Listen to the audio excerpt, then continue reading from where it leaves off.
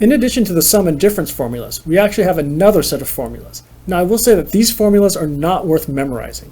If you happen to be in some application where you're using these a lot, you'll probably memorize them through experience. But right now, the actual focus of this is really more algebra practice than it is, here's a bunch of formulas that you just need to cram into your brain. So let's take a look at these. We have the product to sum formulas, which take a product of two sinusoidals and turns them into a sum of sinusoidals. And then we have the sum to product formulas, which take sums and turn them into products. Now specifically, notice that the sum to product formula only has the sum and difference of sines and the sum and difference of cosines, but not a mixture of the two. It turns out if you mix sines and cosines of different periods, you have a big mess on your hands. If you mix sines and cosines of the same period, then you could use the methods that were introduced earlier to simplify that. So here are all the formulas. We could actually derive these formulas using just the sum and difference formulas from earlier. In fact, if you plug them in straight into here, you will see that they are going to be, the algebra just ends up canceling out nicely. Down here it's a bit more complicated, but the same basic principle holds.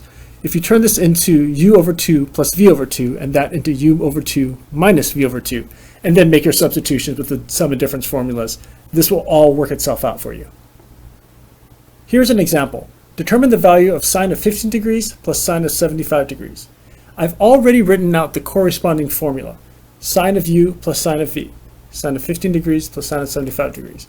So our u is equal to 15 degrees, and our v is equal to 75 degrees. Once you identify the formula, everything else is about the algebra practice. You're going to plug things in, you're going to do some manipulations, and you're going to try not to make mistakes. So here we go. Sine of 15 degrees plus sine of 75 degrees equals 2 times sine of u plus v, so 15 degrees plus 75 degrees over 2, times cosine of u minus v, so 15 minus 75, 15 degrees minus 75 degrees, all over 2. Equals, well, the 2 comes along. 15 plus 75 is 90. 90 over 2 is 45, so sine of 45 degrees times cosine of, let's see, 15 minus 75 is negative 60. Negative 60 divided by 2 is negative 30 degrees. All right, well, now we think. Sine of 45 degrees, well, that one's not too bad. That's root 2 over 2. That's a memorized value. Times cosine of negative 30 degrees.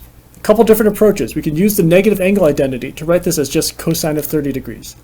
Alternatively, we can think about the unit circle. Negative 30 degrees, let me just draw that here. Negative 30 degrees is going to be in the fourth quadrant. Right? And then you can use our reference angles and take the value of cosine of 30 degrees. The cosine, in this case, since we're looking at the x-coordinate, it'll stay positive. No matter how you slice it, cosine of negative 30 degrees is root 3 over 2. And now when we simplify, let's see, 2 of those cancel out. You have 2 in the denominator, root 6 over 2. So again, nothing fancy going on here. We just need to identify which formula and make sure we have the right substitutions, and then execute properly from there.